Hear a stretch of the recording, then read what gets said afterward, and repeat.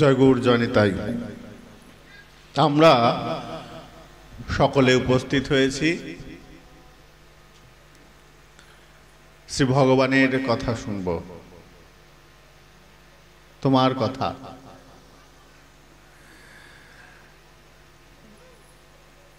গোপীগীতে এক জায়গায় বলছেন তব কথা অমৃতম, তোমার কথাটা অমৃতময়। হে ভগবান, হে প্রভু, তোমার কথা অমৃত। এখন অমৃত মানে হচ্ছে মিষ্টি। আবার অমৃত শব্দের দেবতাদের কাছে যে অমৃত রয়েছে, যেটাকে আয়ু বৃদ্ধি করে, শক্তি বৃদ্ধি করে, সেই অর্থেও অমৃতকে বোঝায়। অমৃত শব্দের একটা অর্থ হচ্ছে মিষ্টি এবং আরেকটি অর্থ হচ্ছে শক্তি বৃদ্ধি করে, আয়ু বৃদ্ধি করে, যার মৃত্যু হয় না, যেটা পেলে মৃত্যু বলে কোনো বিষয় থাকে না। তো বলেন তব কথা অমৃতম, তোমার কথাটা অমৃতময়। এই দুটো শব্দই, অমৃতের যে দুটো অর্থ আমরা পাচ্ছি, এই দুটো অর্থই শ্রী গোবিন্দের সঙ্গে সম্পূর্ণভাবে মিলেমিশে যায়। কেন বলছি এই কথা? না, একটা অমৃত যেটা মিষ্টি, ভগবানের কথা তো মিষ্টি। মিষ্টি যদি না হবে, এই এত এত এত এত পিপিলিকা ছুটে ছুটে আসছে কেন? সারা পৃথিবীতে যত যত মানুষ আছে, এরা যদি পিপিলিকা হয়, আর আমার শ্রী গোবিন্দ হচ্ছেন সেই মিশ্রিত দানা। তিনি যদি সেই পদ্মফুল হন, তাহলে অসংখ্য অসংখ্য ভ্রমর তার দিকে ধাবিত হয়, তার রস পান করবে বলে। তো সর্বরসের খনি আমার শ্রী গোবিন্দ, গৌর সুন্দর। তাই তো শত শত ভক্ত তার কথা শুনবার জন্য ছুটে আসছে। বলে কথাতে কি আছে? বলে কথাতেই সব আছে। অনেক পদকর্তা বলেন কৃষ্ণ কোথায়, কৃষ্ণ কথায়। কৃষ্ণকে খুঁজতে অন্য কোথাও না গেলেও চলবে, যদি কৃষ্ণ কথা তোমার হয়তো তুমি চলতে পারো না, তোমার চোখ নেই, কিন্তু তোমার কানটা ঠিক আছে, বলে কান দিয়ে তুমি গোবিন্দকে দর্শন করতে পারবে, শ্রী গৌর সুন্দরকে দর্শন করতে পারবে। নববিধা ভক্তির 9টি অঙ্গের মধ্যে প্রথম অঙ্গ হচ্ছে শ্রবণ। শ্রবণম কীর্তনম স্মরণম, আছে না?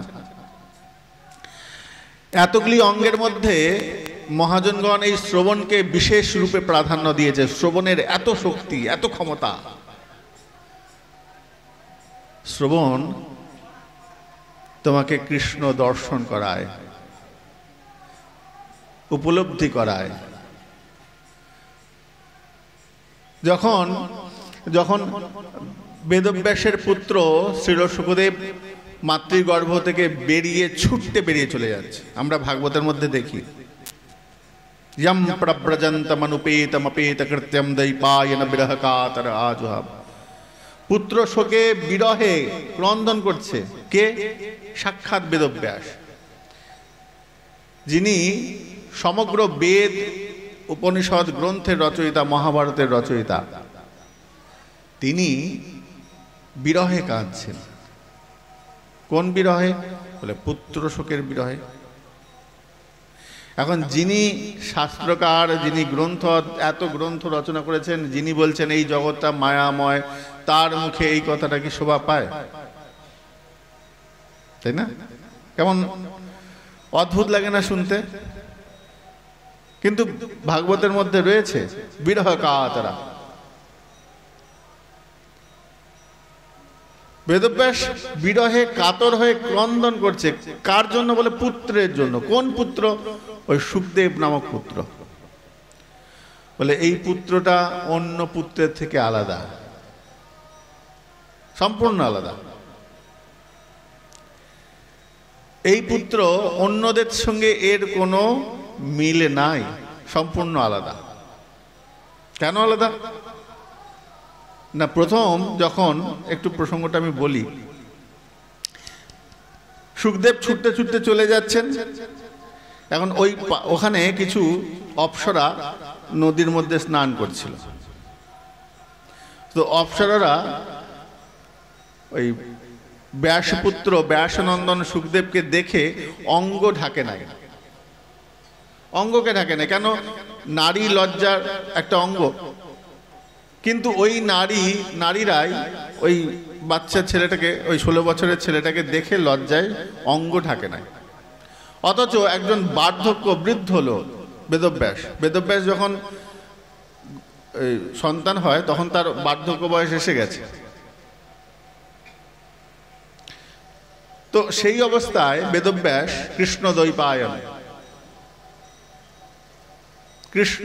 দ্বীপে অয়ন যার, দ্বীপে যার জন্ম, আর গায়ের বর্ণনা ছিল কৃষ্ণ, মানে কালো বর্ণ। কৃষ্ণ দ্বৈপায়ন বেদব্যাস, সবগুলোই তার উপাধি এবং নাম। তো সেই কৃষ্ণ দ্বৈপায়ন বেদব্যাস তখন পুত্র শোকে কাঁদছেন, ছেলের দুঃখে কাঁদছেন। কোন পুত্রের জন্য? বলে সেই পুত্র যে আমার নামকে জগৎ সংসারে প্রচার করবে।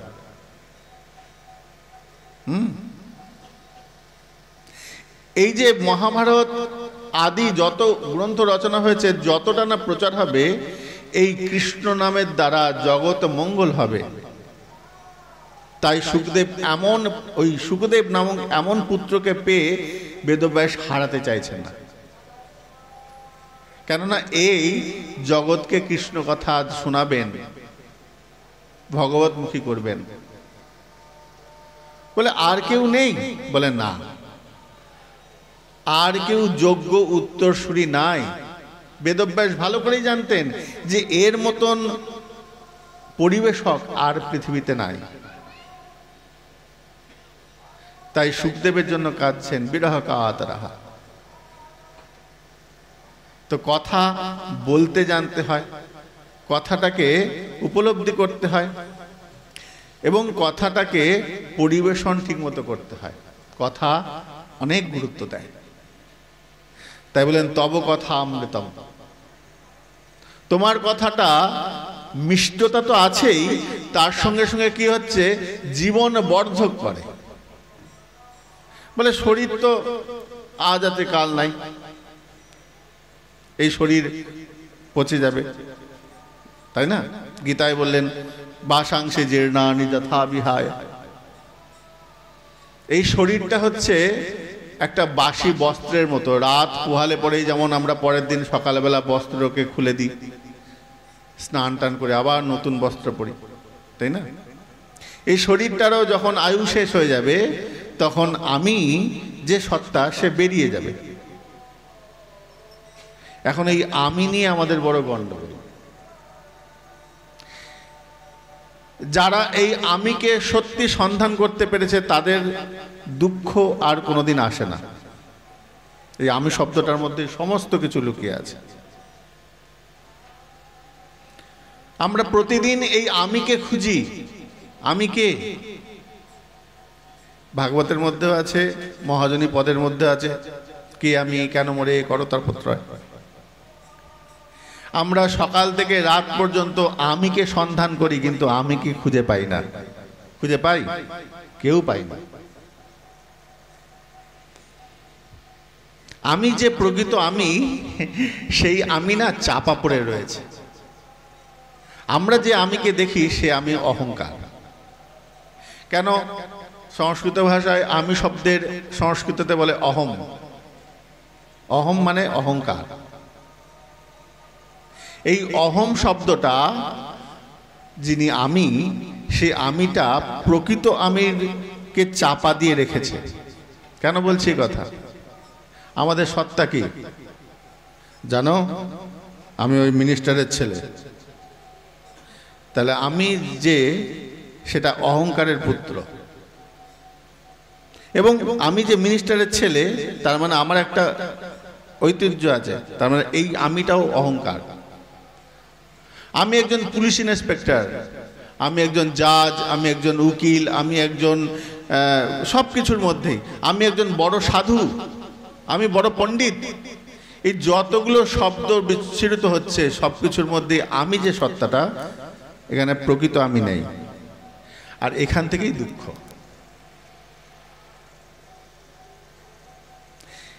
আমি কে? আমি নিত্যকৃষ্ণ দাস। এই আমিটাকে যে ব্যক্তি যখন যেই দিন সন্ধান করে খুঁজে পাবেন, তার জীবনে আর কষ্ট আসবে না, কোনোদিন আসবে না। কিন্তু আমরা সন্ধান করছি, চেষ্টা করছি, খুঁজে পাচ্ছি না। কোনো না কোনোভাবে ওই অহংকার রূপী আমি বেরিয়ে পড়ছে। সে যে সত্তার মধ্যেই থাকুক, যে সত্তার মধ্যে, শিক্ষক হোক, সাধু হোক, পণ্ডিত হোক, যে যে অবস্থাতেই থাকে, ওই অহংকার রূপী আমিটা বেরিয়ে পড়ছে। আমি বড় ধনী, আমি বড় জানি, জ্ঞানী, এই যত কিছুর মধ্যে এক জায়গায় আমি সত্তার যে আমি, সে নাই। তাই আমরা প্রতিনিয়ত কষ্ট পাচ্ছি, পেয়ে চলেছি এবং পাবো।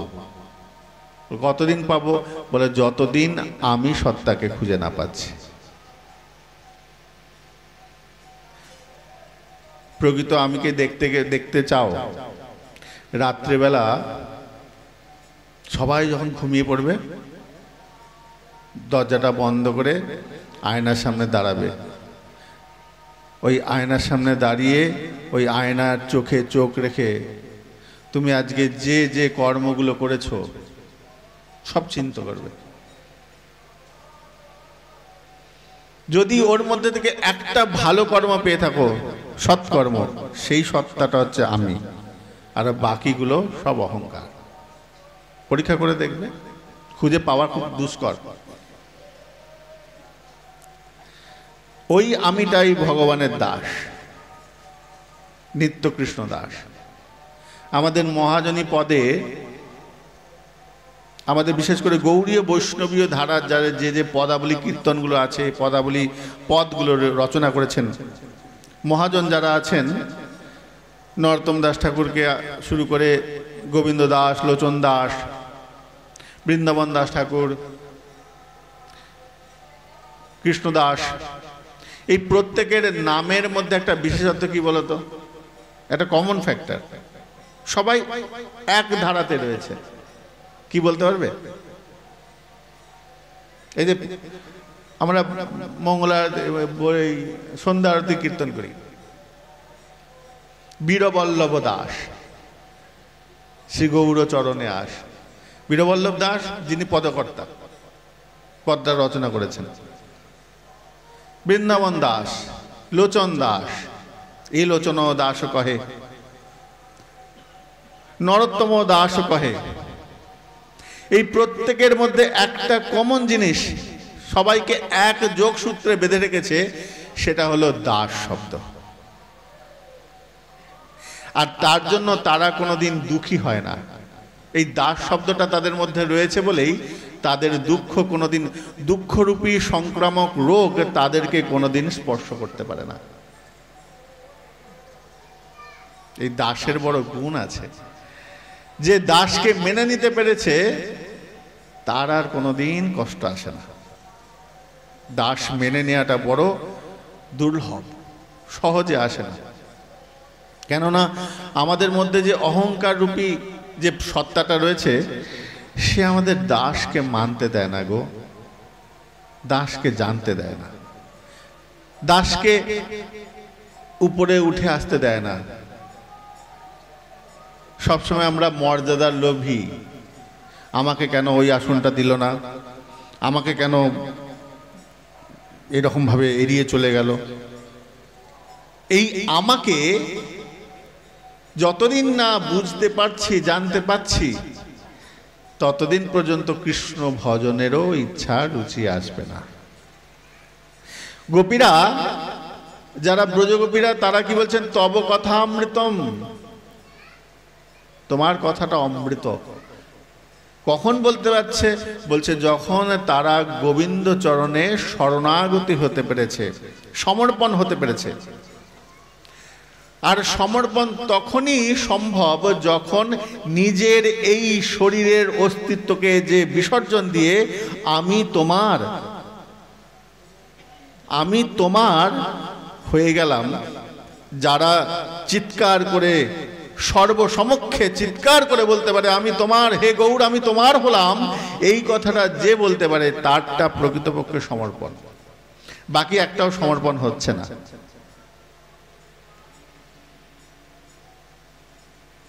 এ বড় কঠিন বিষয়। আমরা সবাই স্বার্থন্বেষী, লোভী। ভগবত ভজনের মধ্যেও আমাদের কপটতা রয়েছে। হ্যাঁ গো, শুনতে খারাপ লাগলেও বর্তমানে 100% লোকের মধ্যে যারা ভজন করেন, ভজন রাজ্যে প্রবেশ করেছেন, সাধন রাজ্যে, ভজন রাজ্যে তো খুব কঠিন বিষয়, সাধন রাজ্য যারা প্রবেশ করেছেন, এই আমরা 100%-এর মধ্যে, আমি ভজনটাকে বাদ দিচ্ছি, শুধু সাধন রাজ্য, এই সাধন রাজ্যে যারা প্রবেশ করেছে 100%-এর মধ্যে 99% লোক বা মানুষ আমরা স্বার্থন্বেষী। হ্যাঁ গো, আমরা গোবিন্দের কাছে যাই শুধু চাইতে যাই, দেবার জন্য কেউ যায় না। কে দিতে যায়? কেউ দিতে যায় না। সকাল থেকে রাত পর্যন্ত আমরা শুধু চেয়ে যাই।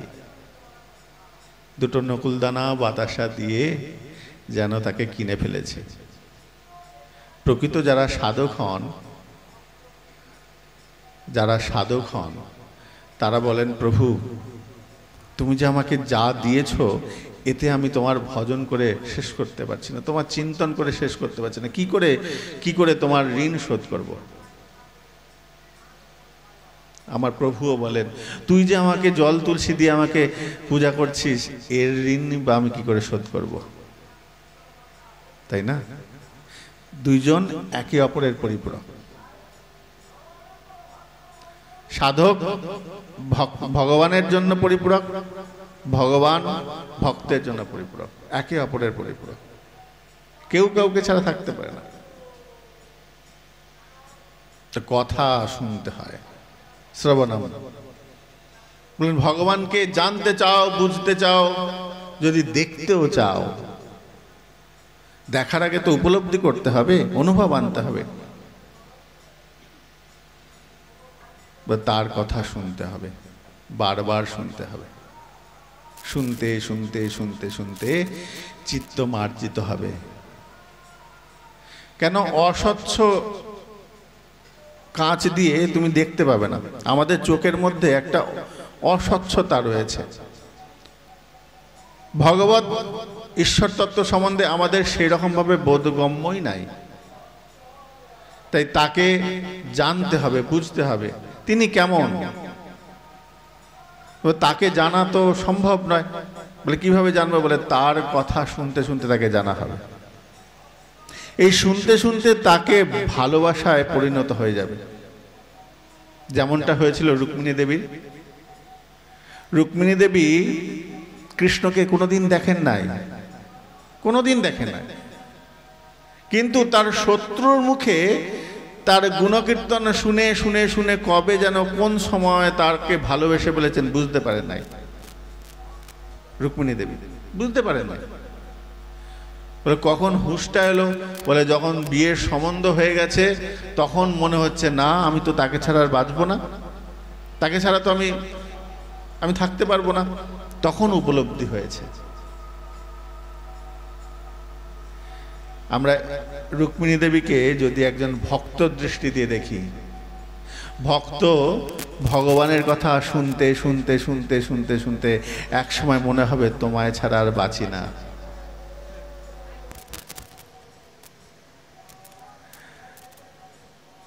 আমাদের ভারী মধুর একটা পদ রয়েছে, তোমরা অনেকে জানো কি জানো না আমি জানি না, শুনেছো হয়তো। ঠিক ভোরবেলার দিকে যখন রাধারানীর কীর্তন হয়, রাধারানীকে আহ্বান করছেন গোস্বামীপাদ, ওখানে ওই পদটা কোনো সময় কেউ যদি শুনে থাকো, ওই পদের মধ্যে যে আর্তনাদ আছে কোনোদিন যদি উপলব্ধি করতে পারো, দেখবে ওই কথাটা যদি তুমি নিজে পড়ো, হয়তো শব্দ তো শব্দের মধ্যে সেই অনুভূতিটা দিতে হয়, শব্দের মধ্যে অনুভূতি দিলে পরে শব্দের ক্রিয়া আরো বর্ধিত হয়, কিন্তু ওইখানে যে শব্দটা রচনা করে রয়েছে না, তোমার অটোমেটিকলি ওই অনুভূতিটা এসে যাবে। কোথায় গো রাধারানী বলে ডাকছে, কোথায় গো রাধারানী, ও গো রাধে রাধে। গোসাই নিয়ম করে সদাই ডাকে, ও গো রাধে রাধে, নইলে আমি প্রাণে মরি, ও গো রাধে রাধে। একবার কৃপা করে দেখা দাও গো, ও গো রাধে রাধে। এই পদটা যে পড়বে, যে অবস্থায় পড়বে, যদি চোখে জল না আসে, এরকম নিষ্ঠুর পাপী হৃদয় আর পৃথিবীতে নাই। মহাজনী পদের এত সুন্দর, এত অপূর্ব, ঘাস শিউরে ওঠে। ভাবত সেই মহাজন যারা কীর্তন করছেন গঙ্গার তটে, যমুনার তটে বসে রাধারানীকে ডাকছে, কোথায় গো আনন্দময়ী, ও গো রাধে রাধে। অঝরে চোখ দিয়ে জল বেরিয়ে আসছে। আমার মতো পাপীর তো আর সেরকম সৌভাগ্য নাই যে ওরকম করে ডাকবো, চিৎকার করে ডাকবো, এমন তো সৌভাগ্য নাই। অপবিত্র চোখ, অপবিত্র নয়ন, অপবিত্র জিহ্বা, সেই উপলব্ধি কোথায় আসবে? সবই তো অপবিত্র।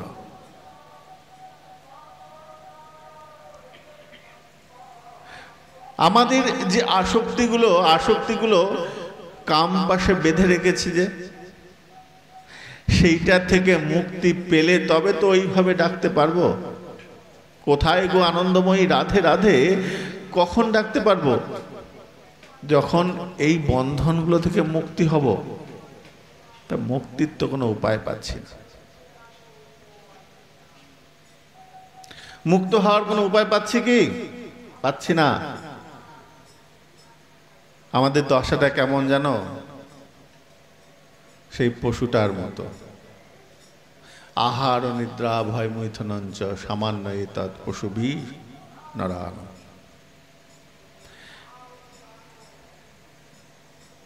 এর থেকে বেরিয়ে আসতে পারছি না। ভগবত ভজন যে করব, গৌর কীর্তনে যে উপলব্ধি আসবে, সেই উপলব্ধি আসছে না। তার প্রধান কারণ আমরা কথা শুনি না, মন দিয়ে কথা শুনি না। যেখানে ভগবান সাক্ষাৎ বলছেন, শ্রীমদ্ ভাগবতের মধ্যে প্রথম স্কন্ধের মধ্যেই আছে, ভগবান বলছেন শৃণ্যতাম সকথা কৃষ্ণ। শোনো, যে আমার কথা মন দিয়ে শুনবে, যে বা যারা আমার কথা শুনবে, আমি কথা দিচ্ছি, আমি দৃঢ় কণ্ঠে কথা দিচ্ছি, যে বা যারা আমার কথা শুনবে, শৃণ্যতাম সকথা কৃষ্ণ। সমানে আমার। ভগবান শ্রী গোবিন্দ বলছেন, শোনো, যে আমার কথা শুনবে, আমি তার হৃদয়ের মধ্যে প্রবেশ করব। আমরা বললাম, প্রভু হৃদয়ের মধ্যে তুমি প্রবেশ করবে? কেন করবে? তুমি তো আগে থেকেই আমার হৃদয়ে রয়েছো। যদি বলি যে তুমি আমাদের হৃদয়ে নেই, তাহলে পরে তো শাস্ত্র মিথ্যা হয়ে যাবে। শাস্ত্রেই বলছেন, এই যে মানুষ, আমরা মানুষ, উদ্ভিদ, প্রাণী, প্রত্যেক জীবের মধ্যে ভগবান বিদ্যমান রয়েছেন। জীবাত্মা, পরমাত্মা। এই শরীর রূপী, আমরা এই বৃক্ষরূপী শরীর, আমাদের শরীরটা যদি মনে করি একটা বৃক্ষ, তাহলে এই বৃক্ষের দুটি পাখি বসে আছে। একটির নাম পরমাত্মা, আরেকজনের নাম জীবাত্মা। এই বৃক্ষের যে ফলগুলো হয়, এক ধরনের ফল যেটা কাঁচা এবং পাকা, সুখ এবং দুঃখ। জীবাত্মা রূপী যে পক্ষী, সে দুঃখ এবং সুখ দুটোকেই খাচ্ছে। আর পরমাত্মা রূপী যিনি পক্ষী, তিনি দেখছেন এই জীবাত্মা কি কি খাচ্ছে। বুঝতে পারছো ব্যাপারটা? এই শরীররূপী বৃক্ষে দুটি পক্ষী রয়েছে, একজন পরমাত্মা, একজন জীবাত্মা। তাহলে আমাদের মধ্যে পরমাত্মা রয়েছে। তাহলে প্রভু তুমি বলছো আমার হৃদয়ে প্রবেশ করবে, তোমার তো প্রবেশ করার প্রয়োজন নাই, তুমি তো আগে থেকেই হৃদয়ে রয়েছো। শৃণ্যতাম সকতা কৃষ্ণ পুণ্য শ্রবণ কীর্তন। যদি তোমরা আমার কথা শোনো, এই পুণ্যময় কীর্তন কথা, আমার গুণকীর্তন। কীর্তন মানে কি? রতন।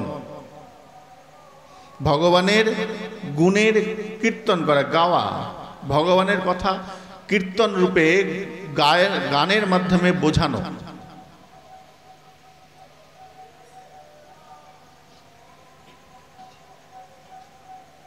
শৃণ্যতাম সকত কৃষ্ণ পুণ্য শ্রবণ কীর্তন, যেটা শুনলে পরে তোমার পুণ্য হবে ওই শ্রবণের দ্বারা।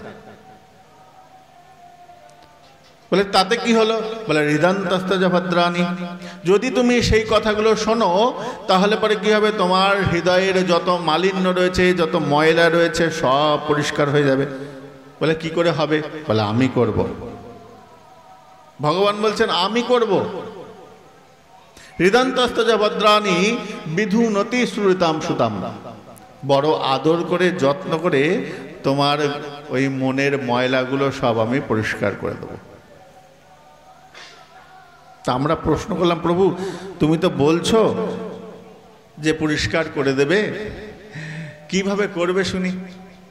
বলে তার জন্য তোমাদের একটু কাজ করতে হবে। বলে পারবো, তুমি বলো কি করতে হবে। বলে আমার কথা শুনতে হবে। এখন সমস্যা হচ্ছে কি জানো তো? ভগবানের কথা সবাই শুনতে পারবে না, শুনতে ইচ্ছা হবে না। এর অনেকগুলো কারণ রয়েছে। কিছু অভিশাপ আছে, কিছু অপরাধ আছে। অপরাধ প্রসঙ্গে অন্য সময় আলোচনা করো, যদি কোনো সময় অপরাধ প্রসঙ্গ বলতে গেলেই অনেক অন্য দিকে চলে যাবে। আমি যে বিষয় নিয়ে শুরু করছি সেই বিষয় থেকে অন্য দিকে চলে যাবে, ও বলতে গেলে 3-4 ঘন্টা লেগে যাবে। অপরাধ বিষয় আমি ওদিকে যাচ্ছি। তাহলে এই কৃষ্ণ কথা শুনতে ইচ্ছা করবে না কাদের? বলে যাদের অপরাধ সঞ্চয় রয়েছে। পাপ নয় কিন্তু, পাপ অন্য বিষয়, অপরাধ অন্য বিষয়, সম্পূর্ণ ভিন্ন। পাপের প্রণালী আলাদা, অপরাধের প্রণালী আলাদা, অন্য একদম ভিন্ন ধর্মী। তো অপরাধ এবং পাপ, যদি অপরাধ থেকে থাকে তাহলে কৃষ্ণ কথা শুনতে ইচ্ছা হবে না, এটা একটা কারণ। আর কি? বলে অপরাধের জনিত কারণে তোমার দেখবে পাঠে বসেছো, পাঠ শুনতে বসেছো, কিন্তু তোমার ঘুম পাবে, যত কাজ ওই সময় চলে আসবে, কেউ না কেউ তোমাকে ফোন করে ডাকবে। এই যত রকম বিরক্তিকর ঘটনা যদি ঘটে থাকে, তাহলে একটা জিনিস নিশ্চিত, তবে জানি তাহাতে অপরাধ প্রচুর, কৃষ্ণ নাম বীজ তাহে না হয় অঙ্কুর। যদি তোমার কৃষ্ণ কথা শুনতে ভালো লাগছে না, বিরক্তি লাগছে, তাহলে খাতায় লিখে নাও তোমার মধ্যে অপরাধ সঞ্চয় রয়েছে। এত এত অপরাধ সঞ্চয় রয়েছে, তোমার কৃষ্ণ কথা শুনতে ভালো লাগবে না। যদি আসরে এসে বসো, বলে তাহলে মহতি কৃপা আছে, গুরু কৃপা আছে। বলে আসরে এসে বসেছো কিন্তু ঘুম পাচ্ছে, মন অমনোযোগী হয়েছে, বলে মহতি কৃপা গুরু কৃপায় এসেছো, তাকে ছেড়ে দাও, শুনতে এসছে, শুনো। আচ্ছা করুক না, সেটা তো একটা ক্রিয়া, শরীরের বিকার। ও কি আর জানে যে এই জায়গাটা এই পরিবেশ? তো যাই হোক, তো ভগবতী কথা শুনতে অরুচি হচ্ছে মানে অপরাধ আছে, তবে জানি তাহাতে অপরাধ প্রচুর। কিন্তু যাদের অপরাধ থেকে মুক্ত হয়ে গেছেন, প্রারব্ধ কেটে গেছে, গুরু কৃপা, মহতি কৃপা, বৈষ্ণব কৃপা তার মধ্যে সঞ্জাত রয়েছে, কৃষ্ণ কথায় রুচি আসছে বলে তারা এবার কথা শুনবে। কিভাবে শুনবে? ভাগবতের মধ্যেই বলেন, যারা ভাগবত কথা শুনবেন কিরকম ভাবে? নিগম কল্পতরুর গলিতম ফলম সুখমুখাদ অমৃতদ্রব সংযুতম পিবত ভাগবত। ভাগবত কথা শোনা হচ্ছে পান করার মতো। দুধ পান করো, শরবত পান করো, কেমন করে পাও? হাঁ করবে, ঢালবে, গড় গড় করে, মাঝখানে দাঁতের স্পর্শ নয়, জিভের স্পর্শ নয়, জিভ এবং দাঁত স্পর্শ হবে না, সরাসরি কণ্ঠে প্রবেশ করবে। ভাগবত কথা ওইভাবে শুনতে হয়।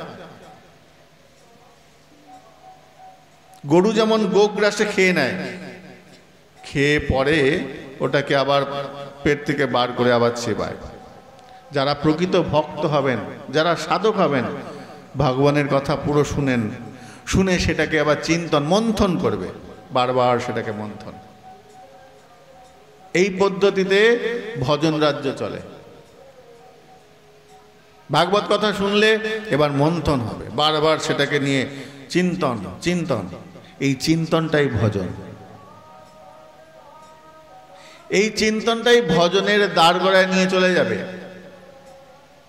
তো ভগবান বলছেন, যদি কেউ আমার কথা মন দিয়ে শোনে, তাহলে পরে আমি তার হৃদয়ের যত ময়লা আবর্জনা সব পরিষ্কার করে দিই। বলে, প্রভু তুমি আগে থেকেই তো হৃদয়ের মধ্যে রয়েছ, তা তুমি যেখানে থাকো সেখানে কি ময়লা থাকতে পারে? এটা বড় কঠিন প্রশ্ন, তাই না? যেখানে সাক্ষাৎ ভগবান থাকেন, যদি বলেন না প্রতিটা জীবের মধ্যে ভগবান রয়েছে, সর্বৈব ভগবান अस्मिन्, আমরা বলি সবকিছুর মধ্যেই ভগবান রয়েছেন। যদি এটা মেনে নিই, তাহলে পরে তো জগতে পাপী বলে কেউ থাকার কথা নয়, তাই না? জগতে খুন খামারি, চুরি ডাকাতি, অশান্তি, জ্বালা যন্ত্রণা এসব তো হওয়ার কথা না। হিংসা বিদ্বেষ থাকবে কেন? কেউ কাউকে সহ্য করতে পারছে না, এ ওকে মেরে ফেলছে, কেটে ফেলছে, এগুলো তো হওয়ার কথা না। তাহলে কেন হচ্ছে? তাহলে ওদের মধ্যে কি ভগবান নেই? যারা পাপ কাজ করছে তাদের মধ্যে ভগবান নেই? বলে সেটা বললে পরে শাস্ত্র বিরুদ্ধ হয়ে যাবে। তাহলে ভগবানের অস্তিত্ব নিয়ে, তাহলে ভগবান শুধুমাত্র প্রিয়জনের জন্যই। যখন উদ্ধব মহারাজ ভগবানকে জিজ্ঞাসা করছেন, তুমি কি শুধু তোমার প্রিয়জনেরই ভগবান? যারা দুর্জন, যারা তোমাকে ভালোবাসে না, তাদের জন্য তুমি ভগবান নাও? বলে হ্যাঁ, তাদের জন্য আমি আছি, তাদের হৃদয়ে আছি। কেননা এইখানে যদি আমরা বলে দিই যে মালা তিলক করছে, যারা গলায় তুলসীর মালা পড়ছে, কপালে তিলক দিচ্ছে, দাদা সঙ্গে তিলক দিচ্ছে, মালা জপ করছে, তাদের মধ্যেই ভগবান রয়েছেন, আর বাকি যারা এইসব মানে না তাদের মধ্যে ভগবান নেই, তাহলে ভগবান সংকীর্ণ হয়ে গেল। তিনি সংকীর্ণ নন, তিনি বিশাল, তিনি বিরাট, তিনি অনন্ত। তাহলে তার সীমাটা ছোট হয়ে গেল। তিনি ছোট নন, তিনি অনন্ত, তিনি বিশাল। শান্তকারম ভুজগশয়নম পদ্মনাভম সুরেশম বিশ্বধারম গগন সদৃশম মেঘবর্ণম শুভঙ্গম। ওই কথা কিন্তু যদি কেউ বলে ফেলে, তাহলে পরে সে মূর্খের মতো কথা হবে। ভগবান সর্বত্র রয়েছেন, সব জায়গায় রয়েছেন, শত্রুর মধ্যেও রয়েছে, মিত্রের মধ্যে রয়েছে। ভগবান বলছেন, আমার শত্রু বলে কেউ নেই, মিত্র বলেও কেউ নেই, সবাই আমার কাছে সমান। তাহলে যারা ভগবান মানেন তাদের মধ্যে যদি ভগবান থাকেন, যারা ভগবান মানেন না তাদের মধ্যেও ভগবান রয়েছে, জেনে রেখো। যারা মানে না, যারা বিধর্মী, তাদের মধ্যে ভগবান রয়েছে। সমস্যাটা কোথায়? তাহলে তারা এই পাপকর্মকে লিপ্ত রয়েছে, পাপকর্ম করছে। যদি তাদের মধ্যে ভগবান থাকে, ভগবান হচ্ছেন সত্যগুণের প্রতীক, তাই না? তিনি সাত্ত্বিক, সচ্চিদানন্দ রূপায়। তো তিনি যদি সচ্চিদানন্দ রূপ হন, তাহলে পরে তিনি ওই যারা পাপকর্ম করছেন তাদের মধ্যে থেকে এই পাপকর্মটার সাক্ষী রয়েছেন, তাই না? তাহলে তিনি করছেন। শাস্ত্র বলছেন এখানে একটা মজা আছে। মজাটা কি? বলে ভগবান সবার মধ্যে রয়েছেন। যখনই পৃথিবীতে কোনো প্রাণী জন্ম এলো, যখন সে পৃথিবীতে এলো, তার সঙ্গে সঙ্গে পরমাত্মা এসে গেল। কেননা জীবাত্মাকে চালিত করতে পরমাত্মার প্রয়োজন আছে। জীবাত্মা যেমন যদি ইঞ্জিন হয়, ওই ইঞ্জিনের তেলটা বা ফুয়েলটা পরমাত্মা। আমি যদিও জাগতিক দ্রব্য দিয়ে দৃষ্টান্ত দেওয়া উচিত নয়, অশাস্ত্রীয়, তবু বোঝানোর জন্য আমার মুখে এসে গেল তাই বলছি। কিন্তু ভগবানের সঙ্গে এই দৃষ্টান্ত দেয়া যায় না, কোনো কিছুর সঙ্গে কোনো কিছুর কম্পেয়ার করা যায় না। তবু আমি বললাম, এটা আমার ত্রুটি, এর জন্য আমি ক্ষমা চেয়ে নিচ্ছি বোঝানোর জন্য।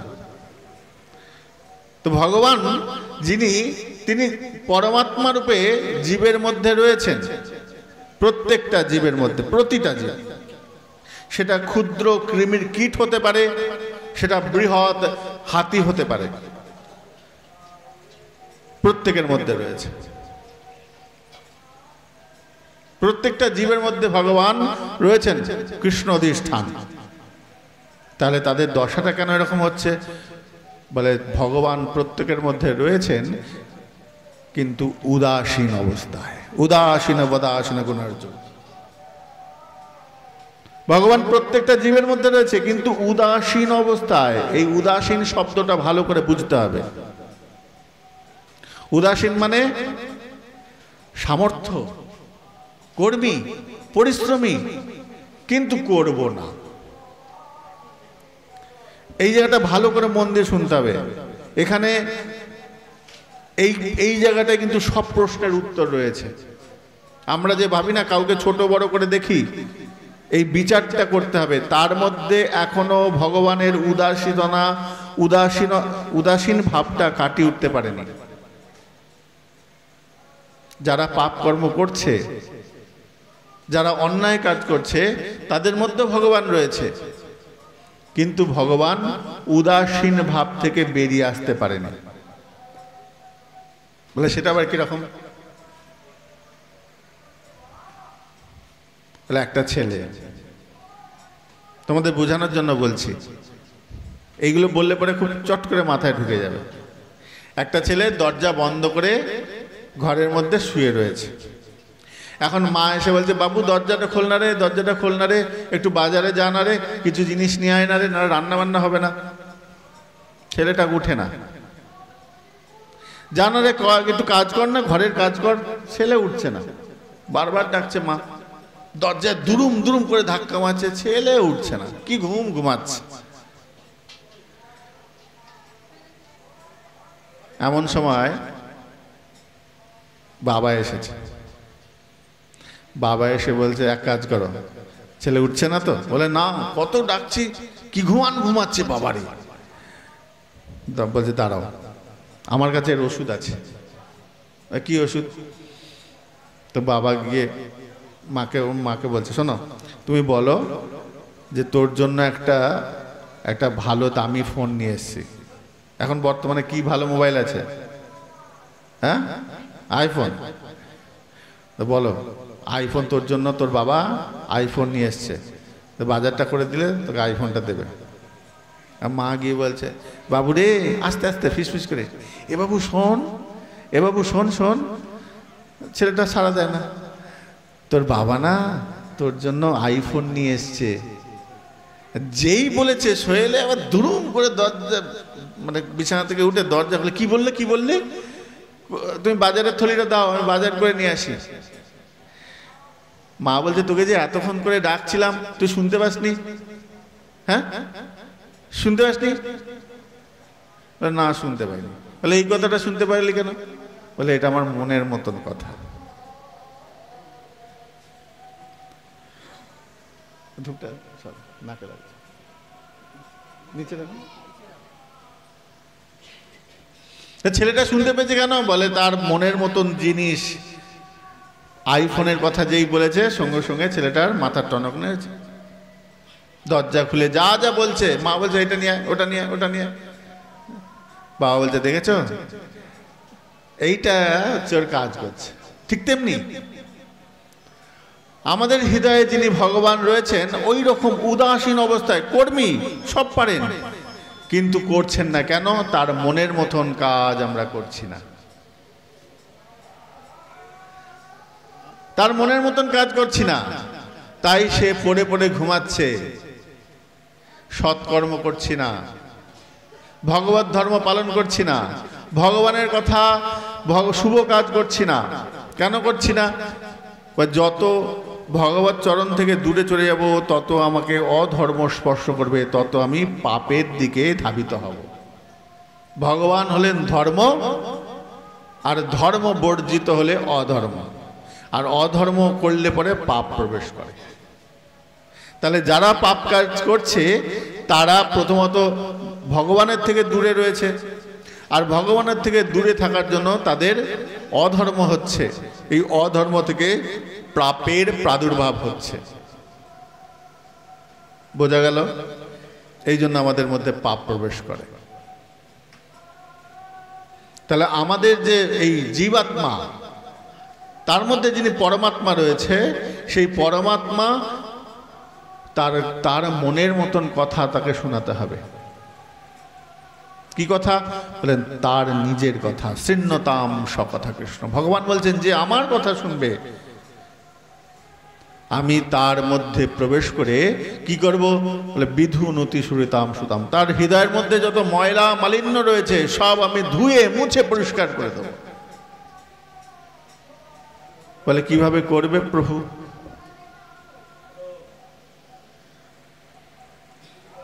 কিভাবে করবে? বলে, লক্ষণে বুঝতে পারবে তোমার মধ্যে পরিবর্তন এসছে। কি কি লক্ষণ বুঝতে পারবে? বলে, প্রথম লক্ষণ হবে সত্যি কথা বলা।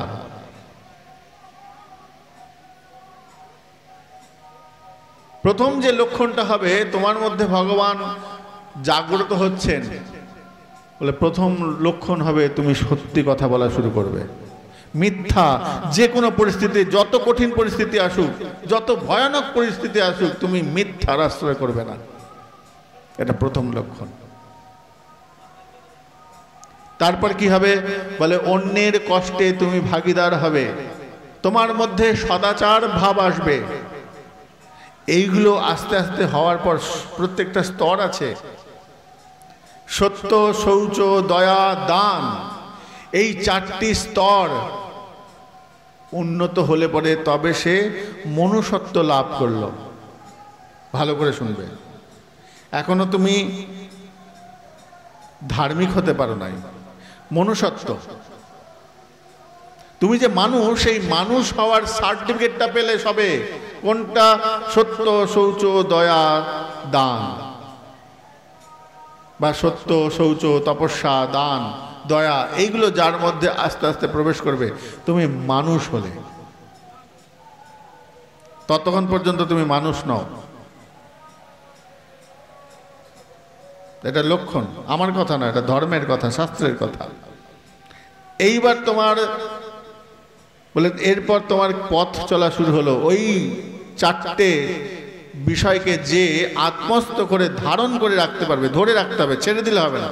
আজকে করলাম কালকে ছেড়ে দিলাম না। যেটা ওইটাকে গ্রহণ করে নেবে, ধারণ করে নেবে শরীরের মধ্যে। বস্ত্র যেমন ধারণ করেছি, সেটা যেমন ধারণ করে নেবে, তখন হয়ে যাবে সেটা ধর্ম। বোঝা গেল? এইবার এই ধর্মটা যখন পালন করবে, তুমি হলে ধার্মিক। ধার্মিকের পরের স্তর হচ্ছে সাধুতা।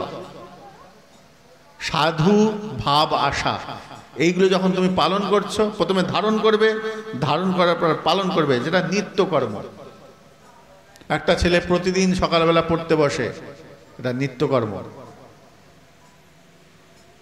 এই নিত্যকর্মের মতো যখন ধর্মটা তোমার মধ্যে পালিত হয়ে যাবে, তখন তুমি হলে সাধু। এইবার সাধুর থেকে এবার তোমার পথ চড়া শুরু হলো। এবার তুমি কোন পথ বাঁচবে? বৈষ্ণবতা নেবে, না শাক্ত নেবে, না গানপত্য নেবে, না শৈব নেবে, সেটা তার যার যার ব্যক্তিগত ব্যাপার। কিন্তু এই স্তরে পৌঁছাতে হবে, এই সাধু স্তরে পৌঁছাতে হবে। প্রথমে হলো ধর্ম পালন, ধর্ম ধারণ, ধারণ করার পর ধার্মিক, ধার্মিক পর পালন, পালনের পর হলো সাধুত্ব। এইবার সাধুত্ব থেকে তুমি কোন পথ গ্রহণ করবে? তোমার দিকে পথ খোলা রয়েছে। তুমি বৈষ্ণবতাও নিতে পারো, শৈবতাও নিতে পারো, শাক্ত নিতে পারো, গানপত্য নিতে পারো। এবার পথ চলা শুরু হলো। এবার যে যেমন ধারায় যেতে চায়, যার যাতে রুচি হয়, যে ইষ্টের প্রতি যার ভালোবাসা প্রেম, সে সেদিকে যাবে। এত বিবিধ, তার মধ্যেও আমাদের একটা ঐক্যতা, আমরা সনাতনী। সত্য এই যে এত দেবদেবী, এত দেবতা, এত ঈশ্বর তত্ত্ব ভগবানেরই তো সৃষ্ট, ভগবানই নির্মাণ করেছেন। তারা তো উড়ে এসে জুড়ে বসেন নাই। যারা স্তর, এগুলো স্তরের বিন্যাস আছে, এগুলো আমরা বুঝি না, জানি না, যার জন্য যাকে তাকে যা তা মন্তব্য করে দিই। এই যে এত দেবদেবী এসেছেন, সবাই ভগবানের থেকে সৃষ্ট। যারা উচ্চ স্তরে পৌঁছে যায়, তারা সঠিক সন্ধান, যে মুখ্য বিষয়, তার দিকে অগ্রসর হন। যারা দৈহিক চাহিদার মধ্যে মুক্ত, তারা দৈহিক ভগবান দেবতাদের প্রতি আবিষ্ট হন। এই চাহিদার অনুরূপ এই দেবতাদের নির্মাণ। যেমন যেমন চাহিদা হবে, তেমন তেমন আমাদের রুচি হবে, তেমন তেমন আমরা সেই সেই ইষ্টের কাছে যাব, সেই সেই দেবতার কাছে যাব, সেই সেই দেবদেবীর ভজন আমরা করব। যখন উত্তম স্তরে পৌঁছাবে সাধক, সাধক যখন সেই প্রকৃত সত্যকে জানতে পারবে, যে এগুলো সত্য নয়, তখন সে গোবিন্দ, গৌর গোবিন্দ চরণকে আশ্রয় করবে। যখন সাধক সেই স্তরে পৌঁছাবে, তখন গিয়ে গৌর গোবিন্দ ছাড়া আর উপায় নাই। প্রকৃত প্রেম, প্রকৃত যে সত্য, তিনি হচ্ছেন আমার শ্রী গোবিন্দ, শ্রী আমার গৌর সুন্দর। যখন সেই মাথা ওইখানে নোয়াবে, আর অন্য জায়গায় নোয়ানোর প্রয়োজন নাই। হ্যাঁ, যদি আমরা গৌর গোবিন্দ চরণে মাথা নোয়াতে পারি, আর অন্য জায়গায় নোয়ানোর প্রয়োজন নাই। গাছের গোড়ায় জল দিলেই হয়, গাছের লতায় পাতায় জল দেওয়ার দরকার নেই। আর একটা বিষয়, এই গৌর গোবিন্দকে তারাই ভজন করবে, ভালো করে শুনবে। শ্রী গৌর গোবিন্দ যুগল বিগ্রহকে তারাই ভজন করতে পারে, সবার দ্বারা হবে না। এটা ধ্রুব সত্য, এটা কোনো লজ্জার বিষয় নয়। শ্রী গোবিন্দকে, রাধা গোবিন্দকে, গৌর সুন্দরকে তারাই ভজন করবেন যারা এই আপ্তকাম বিষয় থেকে উঠতে পেরেছে। প্রথমেই যে বললাম, ওই আমি সত্তা, যে প্রকৃত আমিকে খুঁজে পেয়েছে, সেই গোবিন্দ চরণে মাথা নোয়াতে পারবে, বাকিরা পারবে না, পারবেই না, আসবেই না, রুচি হবে না। এটা মানলে না মানলে কিছু করার নাই, যেটা সত্যি সেটা সত্যি। যে আমি, প্রথমেই যে বললাম, আমি যে সত্তাটা, এই আমি সত্তাটা যেই দিন বুঝতে পারবে আমি কে, আমি জীব, জীব মাত্র নিত্য কৃষ্ণ দাস, এই সত্তাটা যেই দিন বুঝতে পারবে, সেই দিন আর গোবিন্দ চরণ ছেড়ে আর অন্য কোথাও যাবে না। সে গৌর চরণ ছাড়া আর অন্য জায়গায় যাবে না, সে নিতাই চরণ ছাড়া আর কোথাও যাবে না।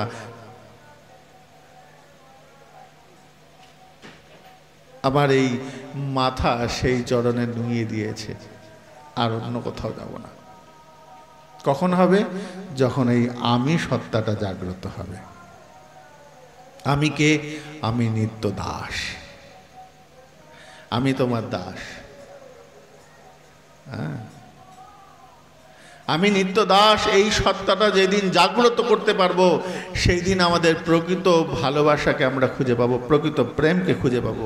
প্রকৃত প্রেম হচ্ছেন আমার শ্রী গৌর সুন্দর রাধা কৃষ্ণ মিলিত তনু, যাকে ভজলে দুজনকেই পাওয়া যায়। একের মধ্যে দুই রয়েছে, আবার দুইয়ের মধ্যে এক রয়েছে। কখনো ভাগ হচ্ছে, কখনো যোগ হচ্ছে। ইচ্ছা অনুরূপ আলাদা হচ্ছেন, ইচ্ছা অনুরূপ এক হচ্ছেন। হ্যাঁ, এই গূঢ় রহস্য তত্ত্বকে তারাই উন্মোচন করতে আনন্দ পাবেন যারা আমি সত্তাকে খুঁজে পেয়েছে। এটা আসবে কোথা থেকে? বলে, যখন তুমি আমার কথা শুনবে। শৃণ্যতাম সকথা কৃষ্ণ। যত যত আমার কথা শুনবে, তত তত আমি তোমার মধ্যে প্রবেশ করব। কি হবে? বিধুনতি সুরিতাম সুতাম। তোমার মনের ময়লা কোনগুলো? হিংসা, বিদ্বেষ, মাৎসর্য দোষ, এইগুলোকে সব মুছে দেবে আমার শ্রী গোবিন্দ। উদাসীন অবস্থা থেকে তিনি স্বাভাবিক অবস্থায় আসবেন। এটা খুব সুন্দর প্রসঙ্গ বলি। ভগবান জাগ্রত হন, কিভাবে হবে? একদিন একটা ছেলে, রাজার ছেলে, বড় স্বাদ হয়েছে বাবার কোলে উঠব। ছেলেটার নাম কে বলতে পারবে? বলতে পারবে কেউ? ধ্রুব। ধ্রুব তার বাবার কোলে বসতে যাবেন, এমন সময় পেছন থেকে কোন একটা অজানা হাত তাকে টেনে ধরেছে। ধ্রুব মাথা ঘুরিয়ে দেখে তার আর এক মা, তার নাম সুরুচি। ধ্রুবের মায়ের নাম হচ্ছে সুনীতি, আর ধ্রুবের আর এক মায়ের নাম হচ্ছে সুরুচি। আর যিনি স্বামী, যিনি হচ্ছেন বাবা, তিনি হচ্ছেন উত্তানপাদ, যার পাটা উপরের দিকে থাকে। উত্তানপাদ উঁচুতে থাকে। সেই উত্তানপাদ, তার দুই স্ত্রী সুনীতি এবং সুরুচি। যার নীতি সুন্দর, সে মানুষটা সুন্দর হয়ে যায়। দেখো, আমাদের ভাগবতের মধ্যে যে যে গ্রন্থগুলো রয়েছে, গ্রন্থের যে প্রসঙ্গগুলো রয়েছে, আমরা যদি প্রত্যেকে সেই গ্রন্থের নিয়ম অনুসারে মেনে চলি, তাহলে পরে অনেক সমাধান আমাদের মধ্যে এসে যাবে। কিন্তু আমরা সেগুলোকে নিছক গল্প কাহিনী বলে মেনে নিই। যত যত চরিত্র রয়েছে, প্রথম থেকে একদম দ্বাদশ স্কন্ধ পর্যন্ত, যদি আমরা সেগুলোকে অনুধাবন করি, তাহলে পরে আমরা নিজেদের মধ্যে তাদেরকে খুঁজে পাবো। কিন্তু আমরা খুঁজি না, তো দুঃখের বিষয় এটাই। ধ্রুব চরিত্র আমরা শুনি, এই যে কীর্তনে ধ্রুব চরিত্র কীর্তন হয়, কি আহা আহা, কি কাঁদালো, কতক্ষণ কাঁদলো, হা হা করে আমিও কাঁদলাম, সেও কাঁদলো। কি শিখলাম সেইটা মুখ্য বিষয়, আমরা সেটাকে দেখি না। কি শিখলাম এই প্রসঙ্গ থেকে? ধ্রুব চরিত্র, প্রহ্লাদ চরিত্র, অম্বরীশ চরিত্র থেকে কি শিক্ষা পেলাম, এবং শিক্ষাটা পেয়ে আমি নিজের জীবনে কি অ্যাপ্লাই করলাম? কিচ্ছু করি না। আমরা ওই এক কান দিয়ে শুনলাম, হাউ হাউ করে কাঁদলাম, আহা আহা হলো, ব্যাস। কিন্তু মূলত এটা নয়। প্রত্যেকটা প্রসঙ্গ, প্রত্যেকটা জীবনী চরিত্র আমাদেরকে নতুন নতুন শিক্ষা দিয়ে যায়। সুনীতি মানে যার নীতি সুন্দর, যার নীতি সুন্দর তার সব কিছু সুন্দর হয়। কিন্তু যার রুচি সুন্দর তার সব সুন্দর হয় না। মাথায় রাখবে, রুচি সুন্দর হলে সে সুন্দর মানুষ হবে, এরকম কোনো বাধ্যবাধকতা নেই। কিন্তু যার নীতিটা সুন্দর, সে অবশ্যই অবশ্যই সে সুন্দর মানুষ। সুন্দর মানুষ হওয়ার জন্য নীতি সুন্দর হতে হবে, নীতিটা যার ঠিক দৃঢ়। রুচি তো বদলায়, নীতি কিন্তু বদলায় না, মাথায় রাখবে। রুচি বদলায়, আজকে টক খেতে ইচ্ছা করছে, কালকে মিষ্টি খেতে ইচ্ছা করবে, রুচি। কিন্তু নীতি, নীতি এক, যা আছে তাই থাকবে, নীতি বদলায় না।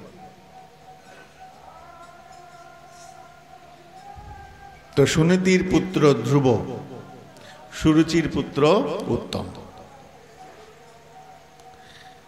কোলে বসতে গেছে, মা টেনে ধরেছে। এখন মা একটা কথা বলছে, শোনো ধ্রুব, তুমি যদি তোমার বাবার কোলে বসতে চাও তাহলে তোমাকে কি করতে হবে, একটা কাজ করতে হবে। কি কাজ করতে হবে? বলে ওই বাবার কোলে বসতে গেলে তোমাকে আমার পেটের গর্ভস্থ সন্তান হয়ে আসতে হবে, তবেই তুমি ওই বাবার কোলে বসতে পারবে। রাজার ছেলে, বিশাল রাজ, ক্ষত্রিয়, ক্ষত্রিয়দের ক্রোধটাই হচ্ছে অস্ত্র। ক্ষত্রিয়ের ক্রোধটাই হচ্ছে অস্ত্র। বলে যদি কোনো তরোয়াল না থাকে তবু ক্ষত্রিয় যুদ্ধ করে 100টা লোককে মেরে ফেলতে পারে। ক্ষত্রিয়ের ক্রোধটা প্রয়োজন আছে, ক্রোধটাই হচ্ছে ক্ষত্রিয়ের পরিচয়। আমাদের যে রাজস্থানের রাজারা ছিলেন, রাজপুতরা ছিলেন, মোগলদের সঙ্গে যুদ্ধ করেছে গুটি কয়েক সৈন্য নিয়ে, অসংখ্য অসংখ্য সেনা তাদের, কিন্তু তেজ, তেজ, ওই তেজটা তাদেরকে হারিয়ে আর জিতি লড়াই করে থাকবে। লড়াই করেছে, জিতেওছে, আবার হেরেওছে। তো ক্ষত্রিয়ের ওইটাই পরিচয়। ধ্রুব ক্রোধিত হয়ে গেছে, রেগে গেছে, রেগে গিয়ে মায়ের কাছে ছুটতে গেছে। মা, মা শুনেছ, মাতা সুরুচি আমাকে এইরকম কথা বলল। সুনীতি বলছেন, দেখো কত সুন্দর শিক্ষা দিচ্ছেন ছেলেকে। ঠিকই তো বলেছে, তুমি এত বড় কথা বলছো, তুমি এত বড় কথা বলছো, আমি বাবার কোলে বসতে পারি না? মা বলছেন, দেখো কথা কত সুন্দর যুক্তি দিচ্ছেন। বলে তোর মধ্যে যদি যোগ্যতা থাকে ওই রকম 1000টা সিংহাসন তোর কাছে আসবে, আর বাবা তোকে নিজে কোলে করে দেবে, তোকে যেতে হবে না, সে তোকে কোলে করে তুলে নেবে, যদি তোর যোগ্যতা থাকে। তার যোগ্যতা অর্জন কর। মা শিক্ষা দিচ্ছেন। একটা শিশু জীবনে, একটা শৈশব জীবনে একটা বালকের জীবন নির্ধারণ করে মায়ের ওপর, সম্পূর্ণ ক্রেডিট মায়ের উপর যায়, বেশিরভাগটাই। বাবারও ক্রেডিট আছে, কিন্তু মায়ের কাছে বেশি শিক্ষা পায়, যার জন্য বলে মাতৃভাষা, পিতৃভাষা বলে না, তাই না? আমরা বলি মাতৃভাষা। ভাষা শুধু নয়, আচরণ, সবকিছু মায়ের কাছ থেকে পাচ্ছে। যেমন যেমন মা আচরণ করবেন, ছেলেদের মধ্যে সেই সেই আচরণ, সেই সেই প্রবৃত্তিগুলো আসবে। মায়ের আচরণ বড় গুরুত্বপূর্ণ। মা যদি কদাচারী হয়, ছেলে কদাচারী হবে। মা যদি দুর্ভাষী হয়, ছেলে দুর্ভাষী হবে। চাণক্য পণ্ডিত বললেন, মাতৃদোষে না দুঃশীলা, পিতৃদোষে না মূর্খতা। মায়ের একটা দোষ কি জানো তো? মায়ের ভালোবাসাটাও দোষ। মা ভালোবাসাটাকে এত চরম পর্যায়ে নিয়ে যায় যে ছেলের কোনো দোষকেই দেখতে পায় না। বলেন এইটাই মায়ের বড় দোষ। মাতৃদোষে না দুঃশীলা। ভালোবাসা থাকবে, কিন্তু তার সঙ্গে শাসনও থাকতে হবে।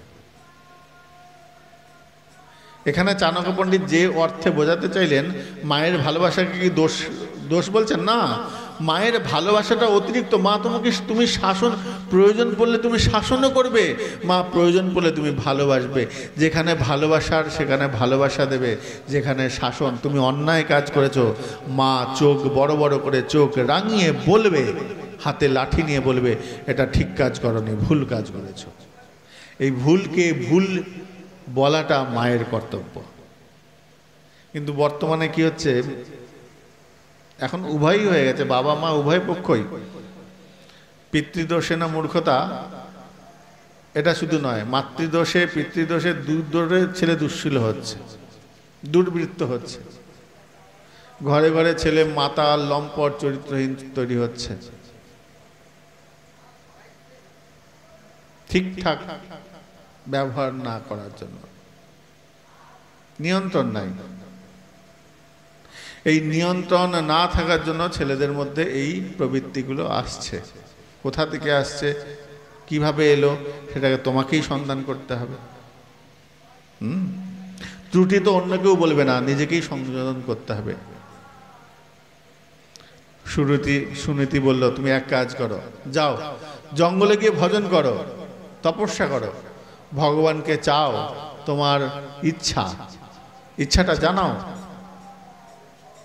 ধ্রুব ছুটতে ছুটতে চলছেন জঙ্গলে। হঠাৎ করে কে যেন পেছন দিকে ডাক দিল, হে রাজকুমার, তুমি কোথায় যাচ্ছ?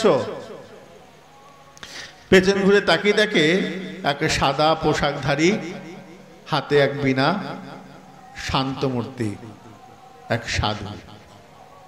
তিনি বলছেন, কোথায় যাচ্ছ? প্রণাম করে বলছেন, ঋষিবর, আমি যাচ্ছি ভগবানকে খুঁজতে। বলে, ভগবানকে খুঁজতে যাচ্ছ? এই জঙ্গলের মধ্যে পাবে? জানি না। আগে কোনোদিন ভগবানকে দেখেছো? দেখিনি। কিভাবে ডাকতে হয় জানো? না, জানি না। তিনি কোথায় থাকে সেটা জানো? বলে, সেটাও জানি না। তাহলে খুঁজতে যাচ্ছ? তুমি পাবে? বলে, এতক্ষণ পর্যন্ত আমি পাবো কি পাবো না জানতাম না, কিন্তু হে দেবর্ষিপাদ, যখন আমি আপনার দর্শন পেয়েছি, আমি এটা নিশ্চিত আমি ভগবান পাবো। দেবর্ষিপাদ বলছেন, বাহ, তুমি তো ভালো মিষ্টি মিষ্টি কথা বলতে পারো। তা আমি যে তোমাকে ভগবানের সন্ধান দেব, কি করে বুঝলে? তাহলে ভগবান নিজেই বলছেন, অহম ভক্ত পরাধীনা, আমি ভক্তের পরাধীন। তা যদি আমি তোমার চরণকে আশ্রয় করতে পারি, তাহলে পরে ভগবান নিশ্চয়ই আমার কাছে আসবেন, এতে কোনো দ্বিধাবোধ নেই। যদি তোমার চরণকে আমি আশ্রয় করতে পারি, হে প্রভু, তাহলে ভগবান আমাকে দেখা দেবেন। দেবর্ষিপাদ নারদ বললেন, বেশ, তুমি আমার মনে কথাটাকে বেশ ভালো লাগলো, তোমার আমার মনকে বড় আনন্দ দিয়েছো। আমি তোমাকে পদ বলে দেবো। কিভাবে করবে? বলে, তুমি এই মন্ত্র জপ করো। এমনিতে তো তুমি পাবে না ভগবানকে, মন্ত্র স্মরণ করতে হবে। বলে, মন্ত্র স্মরণের কেন প্রয়োজন আছে? ভগবানকে মন্ত্র স্মরণের কেন প্রয়োজন আছে? খুব ভালো করে শোনো, মন দিয়ে শোনো। মন্ত্র স্মরণের প্রয়োজনীয়তা এইখানেই, ভগবান যেহেতু আমার মধ্যেই রয়েছেন, ভালো করে শোনো, তাহলে কি হবে? অন্তর্মুখী হতে হবে। ভগবানকে বাইরে খোঁজার আগে অন্তর্মুখী হতে হবে। তারপর তুমি বাইরে যেখানে যা দেখবে, যাহা যাহা নেত্র পড়ে তাহা তাহা কৃষ্ণ স্ফুরে, ওই উপলব্ধি কখন আসবে? যখন তোমার ভেতরে অন্তর্মুখী হতে পারবে। আর যদি তোমার অন্তঃকরণে ভগবান না থাকে, ওই মূর্তি নিছক পাথর মনে হবে। ওটা একটা পাথর, ওটা নিষ্ক্রিয়, ওর মধ্যে কিচ্ছু নেই। এই অনুভূতিটা যতক্ষণ না আসছে যে আমার এই অন্তঃকরণে, এই যে আমরা মা দুর্গার পূজা করি, মা সরস্বতী, কালী ইত্যাদি ইত্যাদি দেবদেবীর পূজা করি, ওটা তো মূর্তি। এখন যারা বিধর্মী তারা বলে, তোমরাই মূর্তি বানাও, তোমরাই মূর্তি পুজো করো, তোমরাই বিসর্জন দিয়ে দাও, তো তোমরাই ভগবান তৈরি করছো। ভগবান মূর্খের মতো করা। আসলে তারা তো আমাদের শাস্ত্রকে জানে না। ভগবান মূর্তির মধ্যে যে রয়েছে, কিভাবে দেখছি? আমার এই নয়নটাই কৃষ্ণময়, আমার এই হৃদয়টা কৃষ্ণময়। এই অন্তঃকরণ যার কৃষ্ণময় হয়ে যাবে, তা সে যেখানে যেখানে দেখবে সেখানে ভগবান দেখতে পাবে। আগে ভেতরে ভগবানকে জাগ্রত করতে হবে। আমরা যে দেবদেবীকে পূজা করি, আগে ভেতরে আনতে হয়। এইখানে এই মন মন্দিরে একটা খুব সুন্দর মাঝখানে একটা গান আমি শুনছিলাম, মন মন্দির মে বসে বিহারি। তোমরা হয়তো কেউ শুনেছো, দেখবে অনেক ইউটিউবে অনেক সার্চ করলে এই গানটা পাওয়া যায়, সার্চ করে দেখবে। মন মন্দির মে বসে বিহারি, এই শব্দটার মধ্যে সব অর্থ দেয়া আছে। আমার হৃদয়ে মন্দিরে ভগবান যখন বসিত হবেন, উপবিষ্ট হবেন, তখন আমি যেখানে যেখানে দেখব সেখানে সেখানে আমি ভগবানকে দেখতে পাবো। সেই দৃষ্টিটা তার দেওয়া, সেই নাকটা তার দেয়া। কেননা তাকে দর্শন করতে গেলে আমার এই চর্মচক্ষু দিয়ে তাকে দর্শন করতে পারবো না। ভালো করে শোনো, আমরা যে দেখছি তার দেয়া দৃষ্টি দিয়ে তাকে দেখব, তবে তো গৌরাঙ্গ বলিতে হবে পুলক শরীর, হরি হরি বলিতে নয়নে বহে নীর। তবে সেই আপ্লুত ভাবটা কবে আসবে? যখন গৌর গোবিন্দ আমাকে কৃপা করে সেই নয়ন দৃষ্টি দেবেন। সেই দৃষ্টি দিয়ে আমি যখন দেখব, তখন আমার চোখ দিয়ে জল বেরোবে। আর যদি জল না বেরোয়, যদি কৃপা না হয়, পুলক যদি না আসে, তাহলে কৃপা অনেক দেরি আছে, কিছুই হয় নাই। তাই ওই মূর্তিতে দেখে তোমার আনন্দ হবে না। দেখবে এক একজন সাধু মণ্ডপের মধ্যে, দুর্গা মণ্ডপে পুজো দেখতে যাও, দেখতে গেছো, কতজন আছে বাইরের প্যান্ডেল দেখলো, ভেতরে ঢুকলো বেরিয়ে চলে এলো।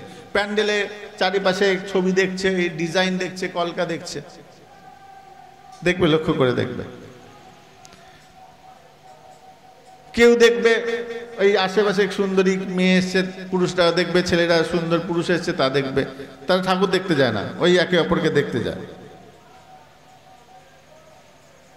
কেউ হয়েছে ডিজাইনটা কেমন হয়েছে, প্যান্ডেলটা কেমন হয়েছে, তার মধ্যেও কেউ হয়তো দেখবে, লক্ষ্য করে দেখবে মায়ের দিকে এক দৃষ্টি তাকিয়ে রয়েছে, মা দুর্গা প্রতিমাকে দেখছে, আর ছল ছল নয়নে মায়ের কথা চিন্তা করছে আর কাঁদছে। এটা অনুভব। কখন পাশ দিয়ে সময় কেটে যাবে বুঝতে পারবে না। যেই অনুভূতিটা আসবে তখন মনে করবে প্রেম এসেছে। মায়ের দেখা শুরু হবে কোথা থেকে দেখবে বলে, প্রথমে চরণের নখের জায়গা থেকে যে দেখা শুরু করবে সেটা প্রকৃত দেখা। চরণ থেকে আস্তে আস্তে পা থেকে মাথা থেকে আমরা যে দেখবো না, প্রথমে মুখ দেখলাম, মায়ের মুখটা কেমন বেঁকা, মায়ের মুখটা কেমন প্রথমে মুখ দেখতে নেই, চরণ থেকে আস্তে আস্তে শরীরের উপরের দিকে উঠবে, ধীরে ধীরে ধীরে ধীরে ধীরে ধীরে ধীরে। যারা সাধক রূপ দর্শন করেন, আমরা মন্দিরে যাই, মন্দিরে গিয়ে দেখলাম, দেখা হয়ে গেল, বেরিয়ে চলে এলাম। দেখা হচ্ছে না। সবসময় দেখার নিয়ম হচ্ছে নিচ থেকে, উপর থেকে নয়, নিচ থেকে দেখতে হবে। আমরা চরণ থেকে উপর দিকে উঠব, কিন্তু সেইভাবে আমরা দেখি? কয়জন দেখি? কেউই দেখি না। কেন দেখি না? কেননা আমাদের হৃদয়ে ভগবানের প্রতি সেই অনুভূতিটা নাই। সেই অনুভূতি না থাকার জন্য আমাদের এই দশাটা হচ্ছে। ধ্রুব মহারাজ বলেন কি করতে হবে? বলে এই নামটা জপ করো। মন্ত্র কি করবে? মন্ত্র মননাথ ত্রায় তিথি মন্ত্র। মন্ত্র মানে কি? মন্ত্র যে মনের মধ্যে তাকে আনবেন। মননাথ ত্রায় তিথি মন্ত্র। এখন তাকে আনতে গেলে মনের মধ্যে এখন যে কর্মগুলো রয়েছে সেগুলোকে তো সরাতে হবে। মনের মধ্যে কি রয়েছে? দুষ্কর্ম, কুকর্ম, সেইগুলো সরাতে হবে। বা কিভাবে সরাবো? ওগুলো বিধি আছে, ওগুলো বিষয় এখন আলোচনা করছি না, ওগুলো আলাদা বিধি আছে। সেই বিধির মাধ্যমে স্মরণ করতে হবে। একটাকে সরাতে হবে, অন্যটাকে বসাতে হবে। তুমি মন্দিরটাকে প্রথমে পরিষ্কার করবে, সিংহাসনটাকে পরিষ্কার করবে, জল দিয়ে ধোবে, তারপর ফুল দিয়ে সাজাবে, তারপর তো বিগ্রহকে বসাবে। তা তোমার মনের মধ্যে যে ময়লাগুলো রয়েছে সেই ময়লাগুলো পরিষ্কার করবে। পরিষ্কার করার পর তারপর সেই মন্দিরে বিগ্রহ বসাবে, তাই না? তো সেই পদ্ধতিটা আনলে পরে তবে তো ক্রিয়া হবে। তো মন্ত্রর মাধ্যমে সেই ক্রিয়াগুলো হবে। কর্ম তো তিনিই করবেন, কিন্তু মন্ত্রের কর্মটা আমাকে করতে হবে। মন্ত্র দিলেন, দেবর্ষিপাদ মন্ত্র দিলেন, মন্ত্র জপ শুরু হলো। মন্ত্রের খুব কঠিন পরিস্থিতি, মানে অনেক প্রসঙ্গ আছে, আমি এরপরে কীর্তন আছে, আর বেশি এগোবো না। তো বিষয়টা হচ্ছে, মন্ত্র জপ করার পর আমি যে বিষয়টা, মুখ্য বিষয়টা আসতে চাইছি, সব দেবতারা গিয়ে ইন্দ্রকে বলছেন, দেখেছো একটা ছেলে জপ করছে, আর এই জপ করছে মানেই আমাদের ইন্দ্রলোক নিয়ে নেবে। তা দেবরাজ ইন্দ্র করলেন কি, প্রথমে বরুণ দেবকে পাঠালেন, পবন দেবকে পাঠালেন, সূর্যদেবকে পাঠালেন, সবাইকে পাঠালেন, কেউ এক বিন্দু নড়াতে পারল না। ছেলেটা প্রথমে আহার বন্ধ করে দিল, তারপর জল খেত, জল খাওয়া বন্ধ করে দিল, গাছের পাতা খেয়ে জীবনযাপন করতো, সেটাও বন্ধ করে দিল, তারপর বাতাস নিত, বাতাসটাও বন্ধ করে দিল। দেবরাজ কোনোভাবেই যে টলাতে পারছে না, একটা বুড়ো আঙুলের উপর দাঁড়িয়ে ডান পায়ের বুড়ো আঙুলের উপর ভর দিয়ে তপস্যা করছে, এত তীব্র তপস্যা। তুমি আসবে না মানে তোমাকে আসতে হবে। সাধকের সাধনা এমন পর্যায়ে চলে যায়, ভগবানকে আসতে বাধ্য করেন, তুমি আসবে না মানে তোমাকে আসতে হবে, আমি তোমাকে নিয়ে আসব। এই দৃঢ়তা, এই দৃঢ়তার নাম প্রেম। তুমি আসবে না মানে তোমাকে আসতেই হবে, বলে এর কোনো বিকল্প পথ নাই। না ভক্তের কাছে আছে, না ভগবানের কাছে আছে। ভগবানকে দেখা দিতে হবে, আর ভক্তের চাহিদা তোমাকে আসতে হবে। এই দুটোর যোগফল প্রেম। গেলেন দেবরাজ ইন্দ্র ভগবান শ্রী গোবিন্দের কাছে গিয়ে বলছেন, প্রভু একে তো কোনোভাবেই সরাতে পারছি না, এ তো আমার ইন্দ্রলোক নিয়ে নেবে। ভগবান বললেন, তুমি মিথ্যা ভয় পাচ্ছ দেবরাজ, তোমার এই ছেলেটা তোমার স্বর্গলোভীর জন্য নয়, স্বর্গলোভের জন্য তপস্যা করছে না, এর চাহিদা আমাতে, তাই তুমি নিশ্চিন্তে যাও। ভগবান এবার গেছেন, ভগবান গিয়ে ধ্রুবের সামনে এসে দাঁড়িয়েছেন, ধ্রুব তপস্যা করছেন। এখানে একটু ভালো করে বোঝার চেষ্টা করো, এই প্রসঙ্গটা বলেই আমি বিশ্রাম দেবো। হ্যাঁ, বুঝতে পারছি না, ও এক বিশ্রাম দিয়ে দেবো, এক্ষুনি দিয়ে দেবো। এই জায়গাটা খুব ভালো করে মন দিয়ে শুনবে, এই জায়গাটায় যত প্রশ্নের উত্তর আমাদের রয়েছে। ধ্রুব মহারাজ বসে আছেন তপস্যারত, ভগবান শ্রী গোবিন্দ এসেছেন, শ্রীহরি এসেছেন, এসে ডাকছেন কাকে? ধ্রুবকে। হে ধ্রুব, চোখ খুলে দেখো, তোমার ভগবান তোমার সামনে এসে দাঁড়িয়েছে। ধ্রুব মহারাজ চোখ খুলছেন না। বারংবার প্রভু ডাকছেন, বারংবার ডাকছেন, হে ধ্রুব তুমি চোখ খুলে দেখো, তুমি যাকে তপস্যা করছো, যার তুমি ভজন করছো, যাকে তুমি ডেকেছো, সে তোমার সামনে এসে দাঁড়িয়ে আছে। ধ্রুব চোখ খুলে তাকায় না, তাকিয়ে দেখছেনই না, চোখ বন্ধ করে বিড়বিড় বিড়বিড় করে বলে যাচ্ছে। ভজন তিন প্রকারের, অনেক রকম প্রকারের আছে, মানসিক, বাচিক এবং উপাংশু। আমরা যে ভজন করি, সাধনা করি, তিনটি স্তরে হয়। এক হচ্ছে মুখে বলা, বিড়বিড় করে যারা জপ করে, একটা হচ্ছে উচ্চ স্বরে হয়, আর একটা হচ্ছে মনে মনে, ঠোঁট নড়বে না, মুখ বন্ধ থাকবে, কিন্তু নাম জপ হবে। জপ মানে একই জিনিস বারবার আওড়ানো, যার নাম জপ। এই যে মহামন্ত্র জপ হয়, নামের মালা, ওটা জপ। গুরুমন্ত্র, কৃষ্ণমন্ত্র, এটা হচ্ছে জপ। একই জিনিস বারংবার হয়ে যাবে, ক্রমবর্ধমান হয়েই যাবে, হয়ে যাবে, তার নাম জপ। জপ করছেন, ধ্রুবকে ডাকছেন, পাচ্ছেন না। হঠাৎ করে দেবর্ষিপাদ নারদ পাশ থেকে যেন মিটি মিটি হাসছে। তো ভগবান বলছেন, নারদ তুমি হাসছো কেন? তোমার হাসির কারণটা কি? বলে, হাসবো না প্রভু, তোমার রচনা তুমি রচনা করেছো আর তুমি নিজেই ভুলে গেছো। বলে, কি কি ভুলে গেছি? খুলে বলো, বুঝতে পারছি না। বলে, এই যে সৃষ্টিতত্ত্বের যে নিয়ম, যে অনুশাসন, যে নিয়ম প্রণালী সবই তো তোমার সৃষ্ট, তা তুমি তোমার নিয়মের থেকে ভুলে গেছো। বলে, ভালো করে বলো তো কি বলতে চাইছো। বলে, তুমি যাকে ডাকছো সে তো আত্মারাম হয়ে গেছে। আত্মা মানে আত্মাতে রমণ করেন যিনি, তা তার হৃদয়ের মধ্যে তুমি বিরাজিত, তুমি রমণ করছো, তুমি বিচরণ করছো। রমণ মানে বিচরণ। তো সে তো বহির্মুখীর থেকে বদ্ধ হয়ে গেছে, সে তো অন্তর্মুখী হয়ে গেছে। অন্তর্মুখী মানে যে ভেতরের অন্তঃকরণকে জেনে গেছে। এই যে জপ করে চোখ বন্ধ করে তপস্যা করছে, অন্তর্মুখী। আর যার অন্তর্মুখী খুলে যায় তার বহির্মুখ বন্ধ হয়ে যায়। তাই তুমি বারবার করে ডাকলেও সে তোমার কথা শুনতে পাবে না। যার অন্তর্মুখ খুলে যাবে, যার অন্তর্মুখী উন্মোচন হয়ে যাবে, তার বহির্মুখ বন্ধ হয়ে যাবে। এই জাগতিক সব কথা তার কানে প্রবেশ করবে না। সে যখন সেইখানে বিশ্রাম দেবে তবেই তার অন্তর্মুখী বন্ধ হবে, বহির্মুখ খুলবে। একটা দরজা বন্ধ হবে, অন্য দরজা খুলবে। সাধকের পদ্ধতি এটা।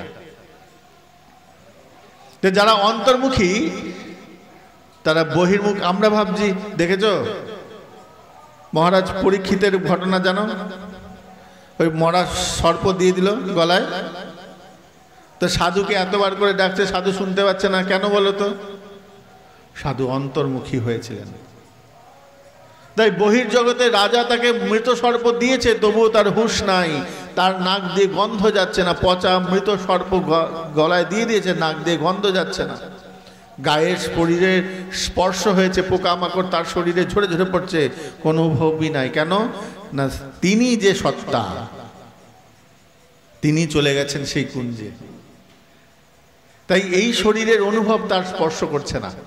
যখন ওই দরজা বন্ধ হয়ে যাবে, ওখান থেকে যখন কাজ সেরে বেরিয়ে আসবে, তখন এই শরীরের অনুভূতিটা হবে। ধ্রুবের তাই দশা। ধ্রুব চোখ বন্ধ করে কৃষ্ণ ভজন করছেন। দেবর্ষিপাদ নারদ বলছেন, ও প্রভু, একবার ভেতরে গিয়ে দেখো তোমার ভগবান কি করছে, তোমার ভক্ত কি করছে। বেশ, ঠিক বলেছ। ভগবান করলেন কি? বিলীন হয়ে গেলেন, অদৃশ্য হয়ে গেলেন। অদৃশ্য হয়ে, ভারী সুন্দর দৃশ্য। আহা, ধ্রুবের মন্দিরে, ধ্রুবের অন্তঃকরণে প্রবেশ করেছেন ভগবান শ্রী গোবিন্দ শ্রীহরি। প্রবেশ করে এক মন্দিরের এক থামের পেছনে দাঁড়িয়ে দাঁড়িয়ে দেখছেন কি করছে প্রহ্লাদ। ধ্রুব দেখছেন, ধ্রুব অদ্ভুত লীলা দর্শন করছেন ভগবান। ভগবান দেখছেন আর কাঁদছেন, হাউ হাউ করে কাঁদছেন। ভক্তের ভালোবাসায় এমন আপ্লুত প্রভু আমার কাঁদছেন। বলে, এখানে আর লক্ষ্মী দেবী নেই, এখানে চরণ সেবা ধ্রুব করে, আহার হাতে করে খাইয়ে দিচ্ছেন। মা যশোদা বাড়িতে খাইয়ে দেন, এখানে ধ্রুব খাইয়ে দিচ্ছেন। ধ্রুব স্নান করে দিচ্ছেন, ধ্রুব গাত্র মার্জন করে দিচ্ছেন, ধ্রুব শয়ন করিয়ে বিছানার যা কিছু সব কিছু ধ্রুব। ভক্ত তার ভগবানের সেবা করছেন। এখানে তৃতীয় কেউ নেই, ভক্ত এবং ভগবান। একজন সেবক তত্ত্ব, একজন সেব্য তত্ত্ব। দেখছেন, আহা কি সেবা, কি পরিপাটি। সেবক কেমন হবেন? বলে, ভগবানের সেবা নিজে হাতে করবেন, তিনি হবেন সেবক। যিনি মালা গাঁথাটাও তার সেবার মধ্যে পড়ে, ড্রেন পরিষ্কারটাও তার সেবার মধ্যে পড়ে, ভগবানকে শয়ন করে দিচ্ছেন, রন্ধন করে খাইয়ে দিচ্ছেন, সেটাও সেবার মধ্যে পড়ে। সব সেবার মধ্যে কোনো ছোট বড় বিচার নাই। যে ব্যক্তি মন্দিরের ড্রেন পরিষ্কার করছে, যে ব্যক্তি মন্দিরের মালা গাচ্ছে, বিগ্রহের জন্য মালা গাচ্ছে, যে ব্যক্তি মন্দিরের পূজা করছেন, যখন সেবার মাপ হয় না, যখন সেবার চিন্তনটা হয়, তখন স্তর বিন্যাসে দেখা যাবে যে লোকটা ড্রেন পরিষ্কার করছে সে অনেক উঁচু আসনে বসে আছে। আমরা দেখি সে নিচু আসনে বসে আছে না, সেবক তত্ত্বের সে উত্তম স্থানে বসে আছে। বলে সেবার অনুভূতিটা কেমন? বলে ওই দুর্গন্ধ আমার প্রভুর নাকে গেলে পরে প্রভুর কষ্ট হবে। এই কাজটা যে করছে সে হচ্ছে উত্তম ভক্ত। যার জন্য তো শ্রীমন মহাপ্রভু ওই পুরী ধামে গিয়ে ঝাঁট দিচ্ছেন। মার্জনী সেবা হচ্ছে উত্তম সেবা। সেবার সব থেকে উচ্চস্তরীয় সেবা হচ্ছে মার্জনী সেবা, ঝাঁট দেওয়া। দেখো নরোত্তম দাস ঠাকুর তিনি কিন্তু মার্জনী সেবাটাকে বেছে নিয়েছেন, শ্রীমন মহাপ্রভু মার্জনী সেবাকে বেছে নিয়েছেন। সেবা যদি বাঁচতে হয় ওটা উত্তম। তো সেবক তত্ত্ব তাই করছেন, দেখছেন ভগবান, আহা কি অপূর্ব দৃশ্য। হঠাৎ করে মনে হলো আরে ধ্রুবকে তো জাগতে হবে, এইভাবে তো অন্তর্মুখী হয়ে বেশিক্ষণ থাকা যাবে না, কি করা যায়? বললেন কি, ওই ভেতরের ভগবান এবং বাইরের ভগবান, যিনি ভেতরে ছিলেন অন্তর্যামী ভগবান, আর যিনি বাইরে থেকে এসেছেন, দুইজনা এক হয়ে গিয়ে বাইরে বেরিয়ে এলেন। যেই বাইরে বেরিয়ে এলেন, ধ্রুব তখন খুঁজছে কৃষ্ণ অন্বেষণ, কোথায় গেল আমার প্রভু, কোথায় গেল আমার ভগবান, তোমাকে তো আর দেখতে পাচ্ছি না। হাউ হাউ করে কাঁদতে কাঁদতে হঠাৎ করে চোখ খুলেছেন। চোখ খুলতেই দেখছেন সামনে সাক্ষাৎ ভগবান দাঁড়িয়ে আছেন, আমার শ্রী গোবিন্দ দাঁড়িয়ে আছেন। তো বলার উদ্দেশ্য হচ্ছে এই বাইরের ভগবান এবং অন্তর্মুখী ভগবান দুটোকে এক করতে হবে। যখন এক হয়ে যাবে তখন ওই প্রহ্লাদের মতো স্তম্ভের মধ্যেও তুমি ভগবানকে দেখতে পাবে, তোমার সেই চোখ তৈরি হয়ে যাবে। কখন হবে?